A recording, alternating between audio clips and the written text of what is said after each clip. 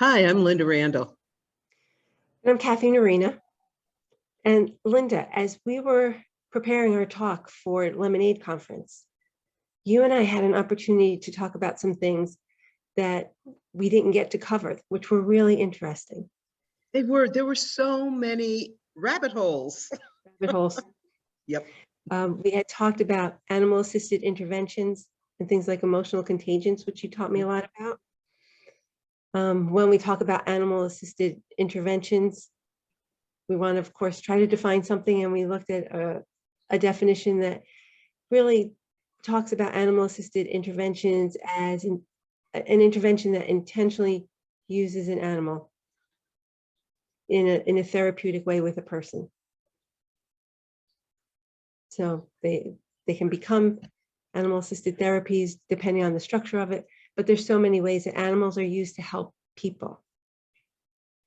Yeah, and a lot of times they're used in situations where you have traumatized people. I know some of the local fire stations use their dogs to help kids as their house is burning down and they've got to move the family, but nobody has come to actually take the family. So the dog is there so the kids can pet the dog and the parents can be around him. And that would be one example of using a dog as therapy in an intervention type of way. But of course, it also goes along with drug rehab and people with alcoholism and people with psychological problems. It just runs the gamut.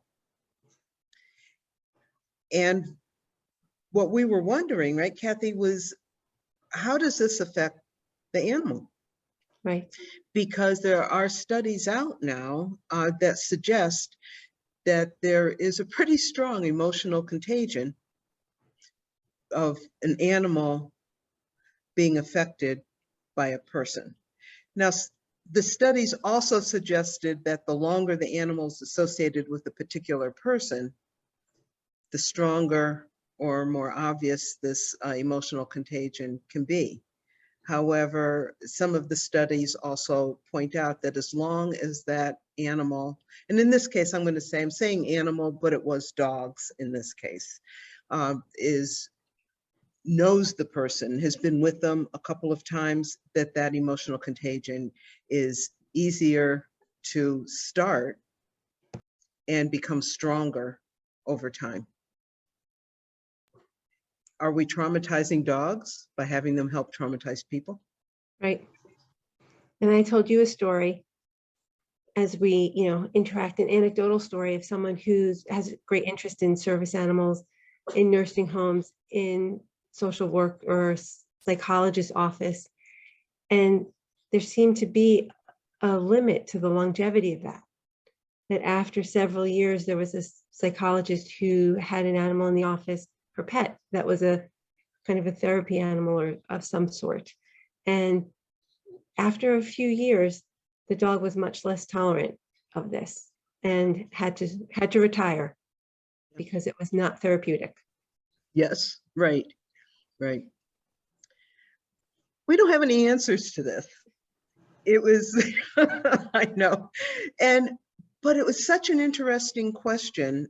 And I actually think an important one, because animals, and I am again going to say specifically dogs, are being brought into people's lives in so many different ways now.